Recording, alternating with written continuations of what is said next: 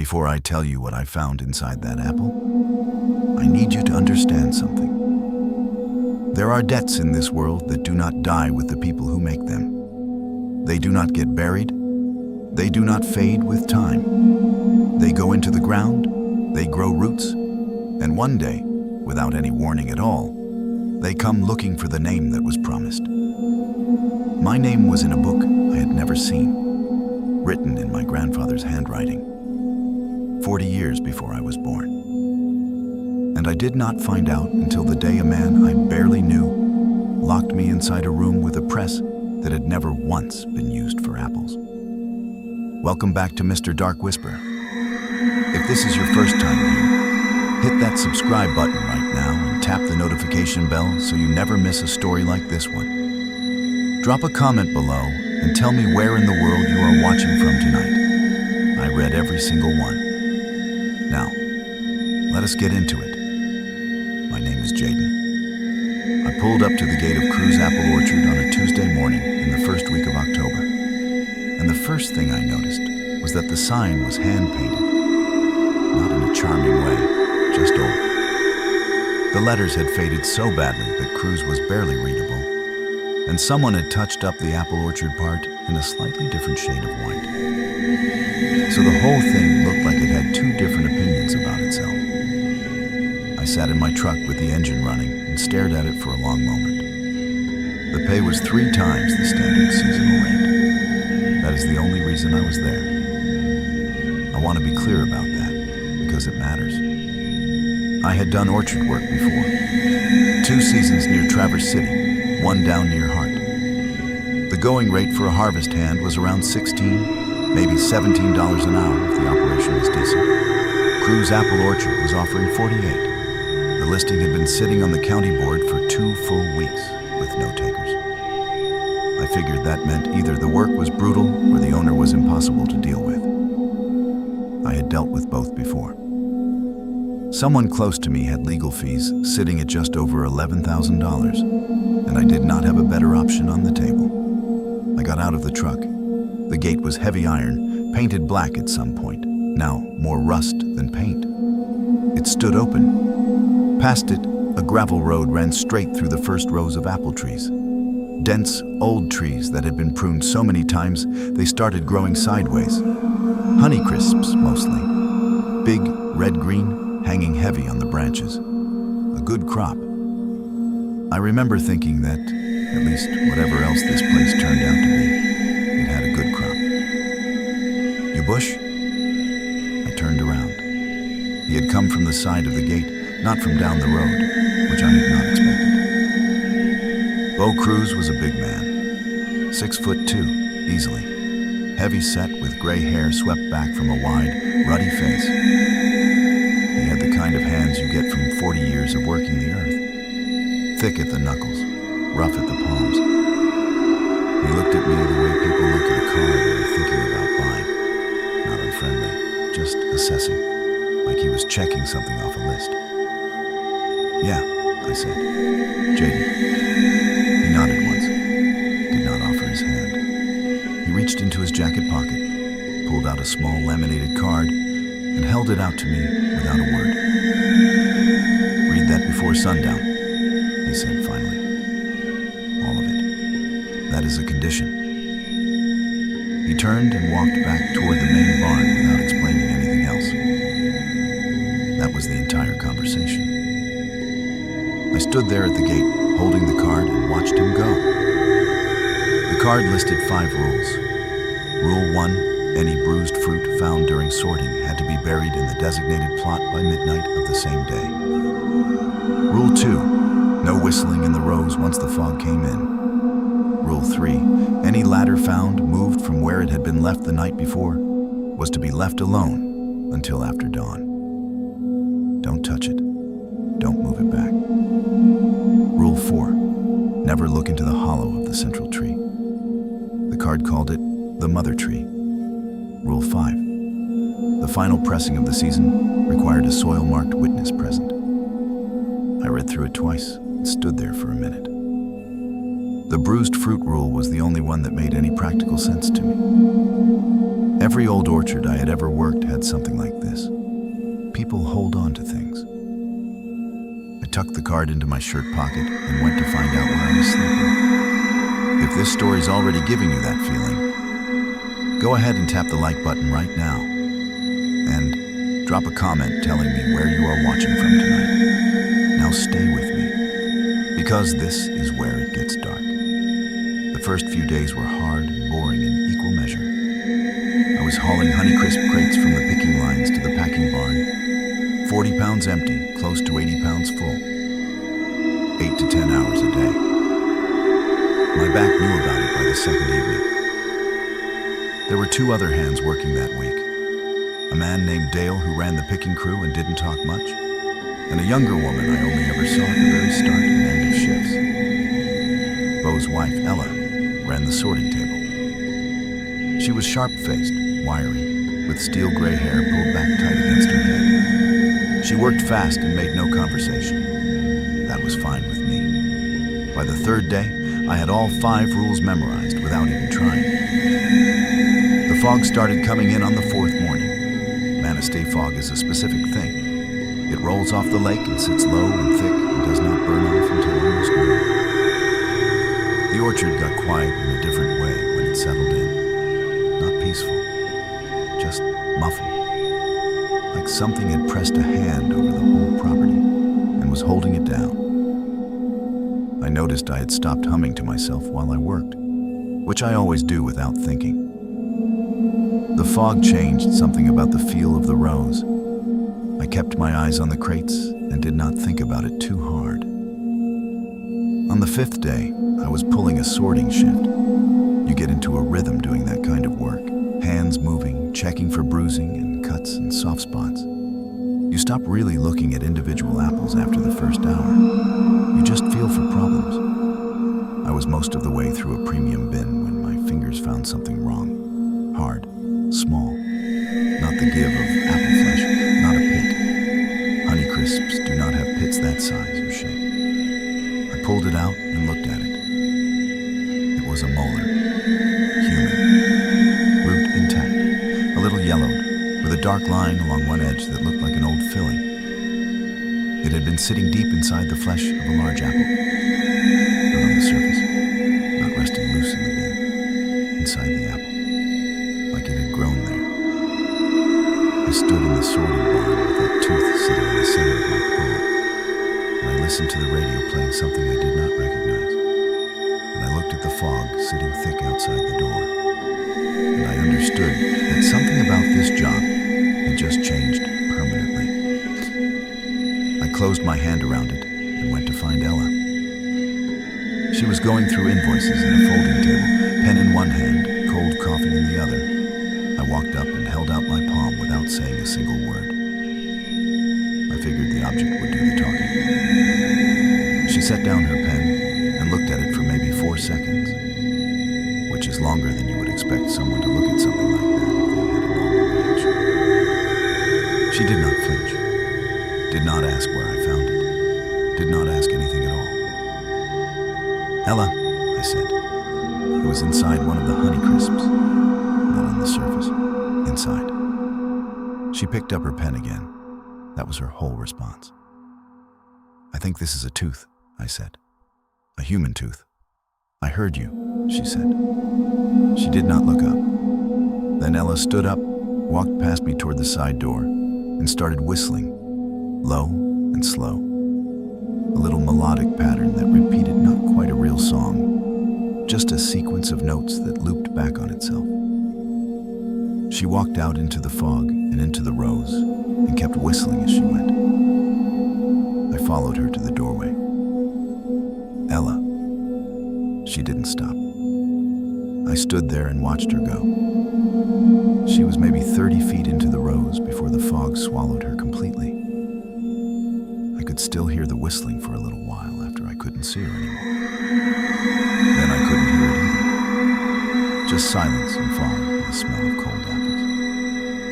I looked down at the card in my shirt pocket. Rule 2, no whistling in the rows once the fog has settled. The fog had definitely settled. Ella Cruz had just walked into the rows whistling. I did not know if she had done it on purpose or if she simply did not care anymore. I am still not sure which of those was worse to think about. She didn't come back for dinner. By morning she was gone. Not went to town gone, not left early gone.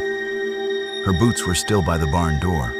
Her coat still hung on the hook inside. The coffee cup from the day before was still sitting on the folding table, and it had rained a little overnight, so there was water pooled in it. Nobody leaves their boots. I asked Bo where Ella was. He said she had gone to visit her sister in Traverse City. I said her boots were still here. He didn't answer that. He just handed me the irrigation checklist and told me to get the pump house running before 8 o'clock because the overnight frost had probably stiffened the intake valve. I took the checklist. I went. The pump house was a small concrete block building on the north edge of the property, close to where the orchard met the tree line. It smelled like rust and standing water and old motor oil. There was a single bulb on a pull chain, iron pipe running in every direction, and a pressure gauge on the wall that had been reading slightly wrong for at least 30 years, judging by the tape someone had put over the original markings. I had been inside it 3 or 4 times already, and had never once liked it. Something about the room always felt like it was waiting. I pulled the chain, got the light going, and walked over to the intake valve. That is when I heard it. At first, I thought it was the pipes settling. Old iron does that. It pops and groans when the temperature drops overnight. We had just had a cold night. I kept working. Then it came again, and it was not settling. It was a voice. A woman's voice coming through the pipes. Not from outside. Not from somewhere nearby that happened to carry through the walls. From inside the plumbing itself, moving through the iron the way sound does when something at the other end is close to the metal and speaking directly into it. Stopped moving completely. The voice was Ella's. I was certain of that within 2 seconds. I had heard her talk enough to know the particular register of it. The way she clipped her consonants short. This was her voice, but wrong. Stretched, echoing badly. I put my hand flat against the nearest pipe. Cold. I leaned in as close as I could get. She was saying one word, over and over. Stop. And in between the stops, something about the pressing. Stop the pressing. Or maybe, please stop. The echo made it impossible to be completely sure. But it was her she was begging. And she was somewhere inside the pipe system of this orchard. And there was no good explanation for that. Bo had told me she was in Traverse City. Her boots were by the barn door, and her voice was coming through the pipes. Subscribe to Mr. DarkWhisper right now if you have not already. And tell me in the comments where you are watching from. Because I need you to stay with me for what happens next. I crouched low and put my ear as close to the floorboards as I could. Down there, the voice came through clearer, rising up through the wood. I started moving crates. Heavy wooden shipping crates, 50 to 60 pounds each, stacked against the far wall. The third one from the bottom scraped wrong when I pulled it. Not the weight, the sound. Like it was catching on something set into the floor beneath it. I got it clear, looked down, and saw it. A seam in the boards that did not match the rest of the floor. A rectangle, maybe 3 feet by 4, with a short length of knotted rope looped through a drilled hole at one end. Not a trapdoor with hinges you could see. Just a section of floor that had been cut to lift out. I grabbed the rope and pulled.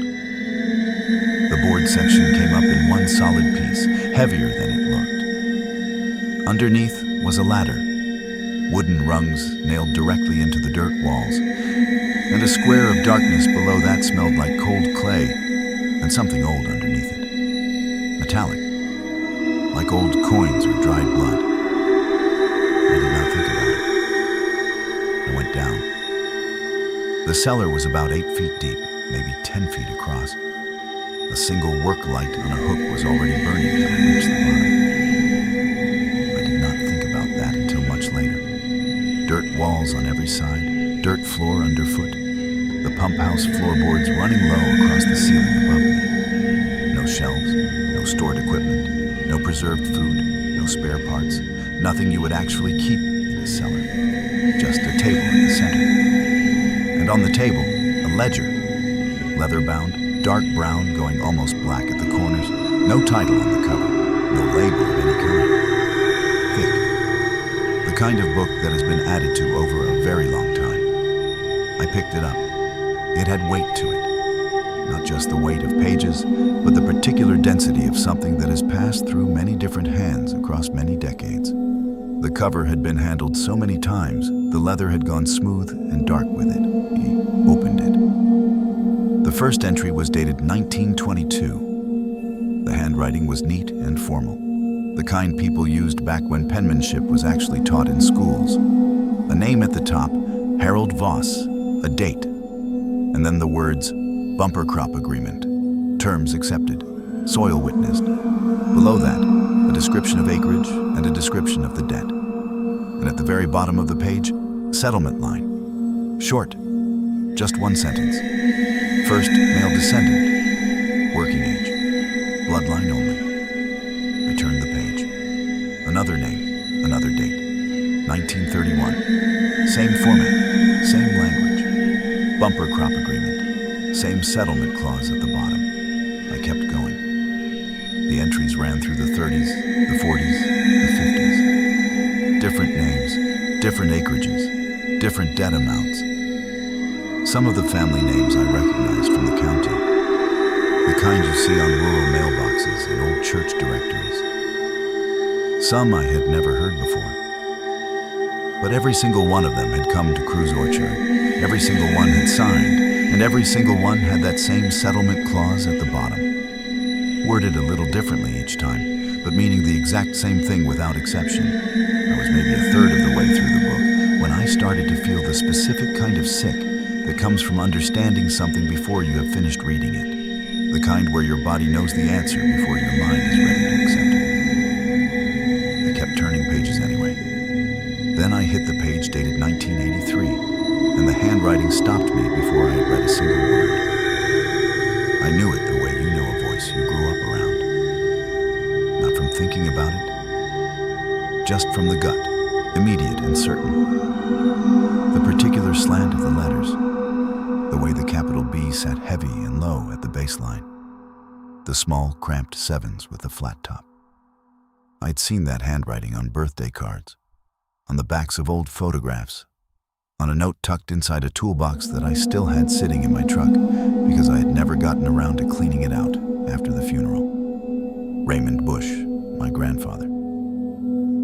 His farm had been failing since '79. Bad harvests for 3 straight years. A loan he could not service. A second loan he had taken out to cover the first. By '83, he was 6 months from losing everything. The land, the equipment, the house his own father had built with his hands. He had heard about Cruz Orchard the way people hear about things in rural Michigan.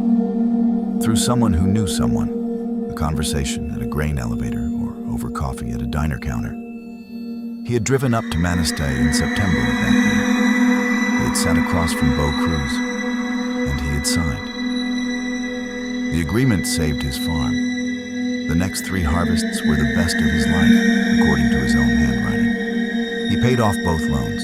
He kept the land. And at the bottom of the second page, in those same cramped, familiar letters, was the settlement clause.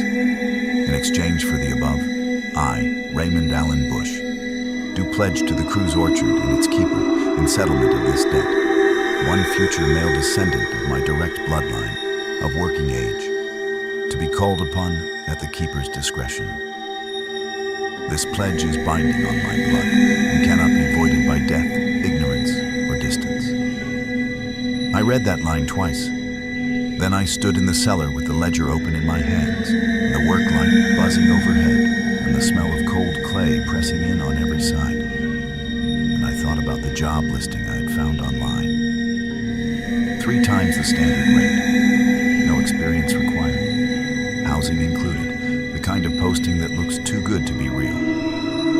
But you apply anyway. you need the money, and you tell yourself you will figure out what it actually is when you get there. I thought about how fast Bo had hired me. No references checked, no experience verified, no questions asked. He had not even asked for my name until I gave it to him. And when I did, he had nodded exactly once, slowly, like a man confirming something he had already known for a long time. Because he had known. Because I had been on his list before I existed. Written in by a man who was drowning and grabbed the only rope he could find without reading where it was tied. My grandfather had not come back and fixed it. He had died 11 years ago and left me a brass Zippo lighter in a small box with a few other things. And he had left me a debt I did not know existed and had never agreed to carry. I closed the debt ledger. I set it back on the table. I turned toward the ladder. And I thought, with complete clarity, that I needed to get out of that cellar, get to my truck, and drive south until I hit a cell signal and then call someone, anyone, and not stop driving until I was somewhere that smelled like something other than iron and old clay. That was the plan. It was a good plan. It lasted about 4 seconds. Because when I pulled myself up through the trapdoor and stood up in the pump house, Bo Cruz was standing in the doorway. He was not surprised to see me. He was not angry. He had his hands in his jacket pockets, and he was looking at me exactly the way you look at something that is right where you expected it to be. And he did not say anything at first. He just stood there blocking the only way out, with the fog sitting thick and gray behind him, and the orchard completely silent beyond that. The debt was written. The name was mine. And what happened next? In that press room, at the base of the mother tree, in the dark at the heart of that orchard. That is a story for another night on Mr. DarkWhisper. If you made it this far, hit that like button right now. Subscribe if you have not yet. And tell me in the comments, where are you watching from tonight? And do you think my grandfather understood exactly what he was signing when he wrote my future into that ledger? I will see you in the next one.